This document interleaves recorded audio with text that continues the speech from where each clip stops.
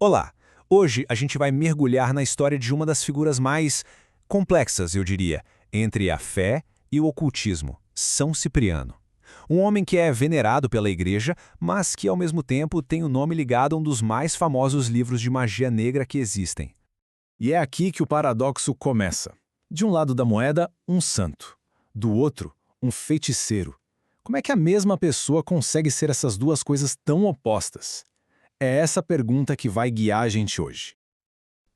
Mas antes de a gente ir fundo, só um esclarecimento rapidinho. Na história, existiram dois Ciprianos bem famosos mais ou menos na mesma época. O nosso foco aqui é o Cipriano de Antioquia, o mago, que é quem tem essa história de vida impressionante. Então, vamos lá para a jornada dele. Ele nasceu lá por volta do ano 250 d.C. em Antioquia. A família dele era pagã e muito, muito rica. E desde pequeno, Cipriano foi incentivado a estudar, as artes da feitiçaria e do ocultismo. A educação dele foi tipo uma turnê mundial do conhecimento oculto. Imagina só, com 7 anos de idade ele já era visto como um prodígio. Aos 10 foi para a Grécia aprender sobre ilusão. Com 20 já estava no Egito aprimorando feitiços. E aos 30 dizem que ele estudou com a lendária bruxa de Évora, de quem teria herdado seus manuscritos.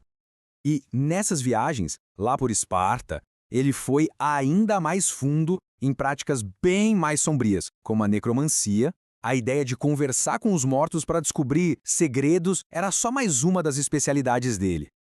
E assim, depois de décadas de estudo pelo mundo, ele finalmente voltou para casa. Só que agora ele não era mais um aprendiz, né? Ele voltou como um mestre. Um feiticeiro tão poderoso que as pessoas o temiam e o respeitavam na mesma medida. Mas foi justamente na cidade natal dele que a vida do Cipriano deu uma virada de 180 graus. E tudo isso por causa de um encontro com uma jovem cristã chamada Justina. A história parece até de filmes. Sério? Um jovem rico, chamado Agládio, foi rejeitado por Justina. E o que ele fez? Contratou Cipriano para forçar a moça a se apaixonar por ele. Cipriano, super confiante do seu poder, usou suas magias mais fortes. Só que, para surpresa total dele, a fé da Justina, com suas orações e o sinal da cruz, funcionou como um escudo. Nada que ele fazia funcionava. O poder dele foi inútil. E esse fracasso, abalou ele profundamente.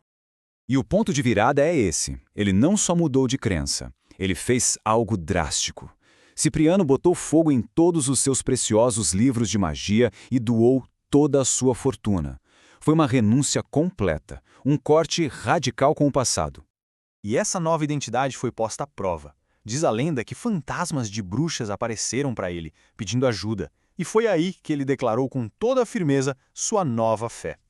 Isso mostrou que a conversão dele era para valer, sem volta. Mas a história deles não para por aí. Durante a perseguição do imperador Diocleciano aos cristãos, Cipriano e Justina foram presos e torturados de forma brutal. Eles chegaram a sobreviver a um caldeirão fervente, mas nunca negaram a fé. No fim, foram martirizados juntos, e foi esse ato que selou o caminho deles para a santidade. Só que tudo isso nos leva ao último e talvez o maior mistério do legado de Cipriano. Aquele infame livro de magia que todo mundo conhece e que leva o nome dele. E aqui fica a pergunta de $1 milhão, né?